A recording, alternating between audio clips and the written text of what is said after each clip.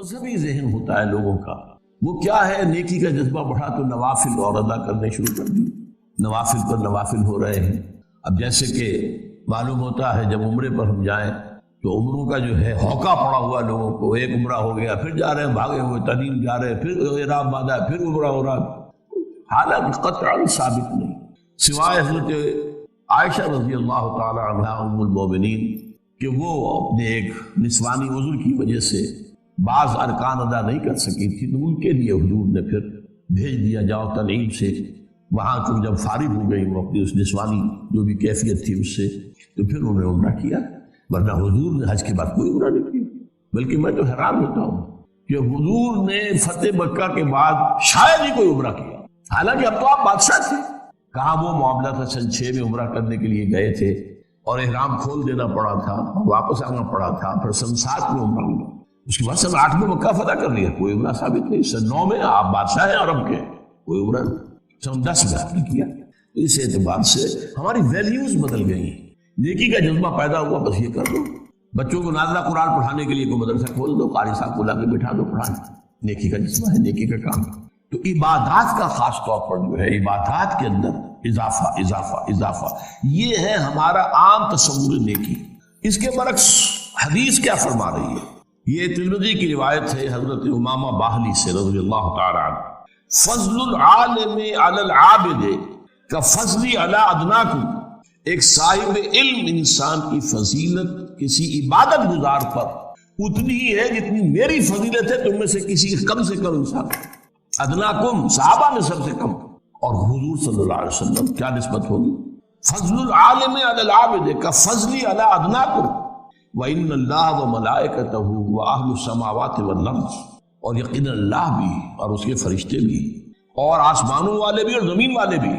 حتی النملۃ فی جوہرہا، یہاں تک کہ چیونٹی جو اپنے بل میں ہے، وحتی الحوت، یہاں تک کہ مچھلی، لَيُصَلُّونَ عَلَى مُعَلِّمِ النَّاسِ الْخَيْرِ، وہ درود بھیجتے رہتے ہیں، دعائیں کرتے رہتے ہیں اس شخص کے حق میں جو لوگوں کو خیر کی تعلیم دے۔ یہاں لفظ خیر بہت نوٹ کرنے کے قابل ہے، یہ میں بعد میں ذرا اور تفصیل سے عرض کروں۔ خیر، بھلائی، نیکی، اس خیر کی تعلیم دینا۔ اسی طرح ایک اور حدیث ہے، یہ بھی حضرت حسن سے ہے مرسلم، سئل رسول اللہ صلی اللہ علیہ وسلم عن رجلین کانا فی بنی اسرائیل، نبی اکرم صلی اللہ علیہ وسلم سے 2 اشخاص کے بارے میں سوال کیا گیا جو بنی اسرائیل میں سے گزرے تھے۔ احدہما کان عالما یصلی المکتوبۃ ثم یجلس فیعلم الناس الخیر، ان میں سے ایک تو وہ تھا جو عالم تھا، وہ صرف فرض نماز پڑھتا تھا، کوئی نوافل نہیں، صرف فرض، اور پھر بیٹھ جاتا تھا لوگوں کو خیر کی تعلیم دینے کے لیے۔ والآخر، اور دوسرا، یصوم النہار ویقوم اللیل، روزانہ روزہ رکھتا تھا، پوری رات کھڑا رہتا تھا۔ ایہما افضل، حضور ان میں سے افضل کون سا ہے؟ سوال سمجھ لیا؟ 2 اشخاص ہیں، ایک صرف فرض نماز ادا کر رہا، میں عبادت کے اعتبار سے عبادت اور علم اور تعلیم اور تعلم، ان کے مابین کیا نسبت ہے، کیا ریشو پروپورشن ہے، اس کی میں آپ کے لیے حدیث سنا رہا ہوں کہ 2 آدمیوں کے بارے میں پوچھا گیا، ایک وہ تھا جو صرف فرض نماز پڑھتا تھا اور اس کے بعد بیٹھ جاتا تھا لوگوں کو خیر کی تعلیم دینے کے لیے، اور دوسرا وہ تھا روزانہ روزہ رکھتا تھا اور پوری رات کھڑا رہتا تھا عبادت۔ ایہما افضل، ان دونوں میں سے افضل کون ہے؟ قال رسول اللہ صلی اللہ علیہ وسلم فضل هذا العالم الذي يصلي المكتوبة ثم يجلس فيعلم الناس الخير على العابد الذي يصوم النهار ويصلي الليل كفضلي على أدناكم، اس شخص کی فضیلت جو صرف فرض نماز پڑھتا ہے اور باقی سارا وقت جو ہے وہ لوگوں کو خیر کی تعلیم دینے میں گزارتا ہے، بسر کرتا ہے، اس شخص پر جو روزانہ روزہ رکھتا ہے اور روزانہ رات کو کھڑا رہتا ہے پوری رات، اس پہلے شخص کی فضیلت اس دوسرے پر اتنی ہے جتنی میری فضیلت ہے تم میں سے ادنا پر، تم میں سب سے کم تر۔ یہ ہے ریشو پروپورشن۔ ہمارے ذہنوں سے چیزیں نکل گئی ہیں، اہمیت ہی نہیں، خرچ کیا جا رہا ہے، حج کیے جا رہے ہیں، عمرے کیے جا رہے ہیں، لیکن یہ کہ دین کا علم آس پاس بھی نہیں، نہ خود نہ اپنی اولاد کو سوچا بھی نہیں، غور و فکر ہی نہیں کیا، اور علم حاصل بھی کیا ہے تو ٹیکنالوجی کا علم حاصل کیا، صرف نیچرل سائنسز کا علم حاصل کیا، ٹیکنالوجی کا علم حاصل کیا، جس کا کہ علم دین سے کچھ سرے سے سروکار ہی نہیں۔ اب یہ ایک حدیث اور سن لیجئے، یہ مسلم شریف میں ہے حضرت ابو ہریرہ سے رضی اللہ تعالیٰ عنہ۔ یہ بڑی پیاری حدیث ہے، ایک زمانے میں میں بہت کثرت سے اس کو بیان کرتا رہا، اب ظاہر بات ہے کہ کچھ زمانے کے گزرنے کے ساتھ ساتھ کچھ اور مسائل سامنے آتے رہے تو بعض چیزیں اب پس منظر میں چلی گئی۔ امام مسلم روایت کرتے ہیں حضرت ابو ہریرہ سے، من سلک طریقا یلتمس فیہ علما، جو شخص کوئی راستہ اختیار کرتا ہے، سفر اختیار کرتا ہے جس میں علم کا حصول پیش نظر ہے، سہل اللہ بہ طریقا الی الجنہ، اس سفر کے ذریعے سے اللہ تعالیٰ اس کے لیے جنت کا ایک راستہ آسان کر دیتا ہے۔ اب دیکھیے حدیث، وَمَجْتَمَعَ قَوْمٌ فِي بَيْتٍ مِّن بُيُوتِ اللَّهِ، اور نہیں جمع ہوتے کوئی لوگ اللہ کے گھروں میں سے کسی گھر میں، یتلون کتاب اللہ ویتدارسونہ بینہم، اللہ کی کتاب پڑھنے اور آپس میں سمجھنے سمجھانے کے لیے، الا نزلت علیہم السکینہ، مگر یہ کہ ان پر سکینت کا نزول ہوتا ہے، تسکین، سکون، وغشیتہم الرحمہ، رحمت خداوندی انہیں ڈھانپ لیتی ہے، وحفتہم الملائکہ،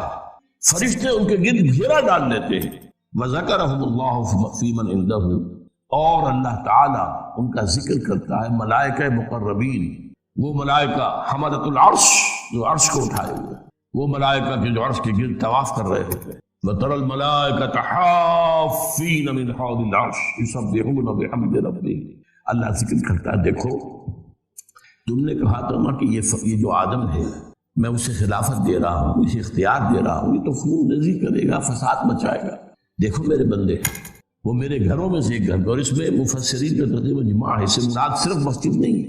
جو بھی گھر جو بھی مقام اس کام کے لیے خاص کر دیا جائے، قرآن کے پڑھنے پڑھانے کے، وہ سب اس میں شامل ہو۔ دیکھو وہاں بیٹھے میری کتاب پڑھ رہے ہیں، ایک دوسرے سے سمجھ رہے ہیں، ایک دوسرے کو سمجھا رہے ہیں، یہی ہے نا وہ آدم جس کے بارے میں تمہیں وہ اجتماع لاحق ہو گیا۔ یہ جو 3 حدیثیں میں نے آپ کو سنائی ہیں، ان کا ایک مرکزی نقطہ کیا ہے؟ جسے خیر کہا گیا وہ قرآن ہے، ہوا خیر مما یجمعون، خیر کا لفظ 2 چیزوں کے لیے آتا ہے، یا خیر دنیا کا مال و متاع دنیا بھی خیر، انہ لحب الخیر لشدید، یا خیر اللہ کی کتاب ہے قرآن،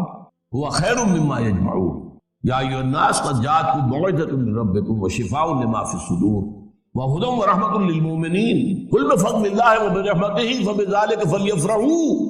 ہوا خیر مما یجمعون۔ تو یہ خیر جو ہے در حقیقت قرآن ہے۔ چنانچہ یہاں آپ نے دیکھا کہ کہا گیا تھا کہ جو شخص علم کے لیے راستہ طے کرتا ہے، چل کر آیا ہے، آپ بھی چل کر آئے ہیں، کوئی آپ کا دنیاوی مقصد تو اس وقت نہیں ہے، اللہ تعالیٰ اگر اس کے اندر کہیں بھی کوئی اگر چیز غلط شامل ہے تو اس کو دور کر دے، میری نیت میں اگر کوئی چیز غلط ہے تو اللہ اسے پاک کر دے، اس ظاہر بات ہے کہ بظاہر تو کوئی مقصد نہیں، میں کوئی سیاسی آدمی نہیں، یہاں کوئی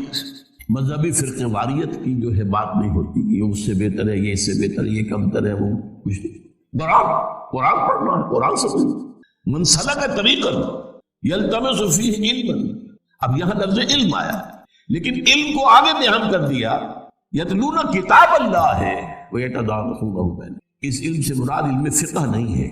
اس علم سے مراد جو ہے پھر بھی عرض کر رہا ہوں علم حدیث نہیں ہے، اس علم سے مراد کتاب اللہ ہے، باقی چیزیں اس کے تابع ہیں، اس کو سمجھنے کے لیے جتنی ضرورت ہے ضروری ہے